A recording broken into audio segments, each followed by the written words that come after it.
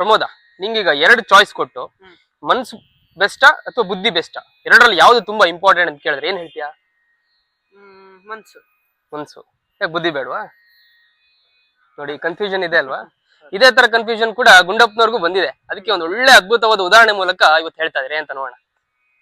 ಮತಿನಯನದಂತೆ ಮುಂದಿಪ್ಪುದನು ನೋಡುವುದು, ಮಿತವದರ ಕೆಲಸ ಹೆಳವನ ಚಲನೆಯಂತೆ, ಗತಿಶಕ್ತಿಯದಕ್ಕೆ ಮನವೆಂಬ ಚರಣದ ಬಲದೆ, ಮತಿ ಬಿಟ್ಟ ಮನ ಕುರುಡು ಮಂಕುತಿಮ್ಮ. ನಮ್ಮ ಬುದ್ಧಿ ಹೇಗಂದ್ರೆ, ನಮ್ಮ ಉದಾಹರಣೆಗೆ ನಮ್ಮ ಕಣ್ಣು ಏನನ್ನ ನೋಡುತ್ತೆ, ಅದ್ ನೋಡಿದ್ದನ್ನ ಹೇಗ್ ನೋಡ್ತೀವೋ ಹಾಗೆ ಅರ್ಥ ಮಾಡ್ಕೊಳುತ್ತೆ, ಹೌದಾನೆ? ಅದೇ ರೀತಿ ಬುದ್ಧಿ ಕೂಡ ಹಂಗೆ. ಬುದ್ಧಿ ತುಂಬಾ ಅಂದ್ರೆ ಮಾನವೀಯತೆ ದೃಷ್ಟಿಯಿಂದೆಲ್ಲ ನೋಡಲ್ಲ. ಬುದ್ಧಿ ಏನಂದ್ರೆ ಹೆಂಗಿದೆ ಹಂಗೆ ನೋಡುತ್ತೆ. ಅದಕ್ಕೆ ಅಲ್ಲಿ ಹೇಳ್ತಾರೆ, ಬುದ್ಧಿ ಯಾವತ್ತು ಕೂಡ ಕುಂಟ ಅಂತ ಅಂದ್ರೆ ಹೆಳವ ಅಂತ ಹೇಳ್ತಾರೆ. ಅದಕ್ಕೆ ಮನಸ್ಸು ಅನ್ನೋ ಚರಣ ಬೇಕು, ಕಾಲಿರ್ಬೇಕು. ಅವಾಗ ಮಾತ್ರ ಅದು ಸರಿಯಾದ ದಾರಿಯಲ್ಲಿ ಓಡತ್ತೆ, ಇಲ್ಲ ಅಂದ್ರೆ ಹೆಂಗೆಂಗೋ ಹೋಗ್ಬಿಡತ್ತೆ ಅಂತ. ಹಾಗಂತ ಈ ಬರೀ ಬುದ್ಧಿ ಅಥವಾ ಬರೀ ಮನ್ಸಿದ್ರೆ ಆಗಲ್ಲ.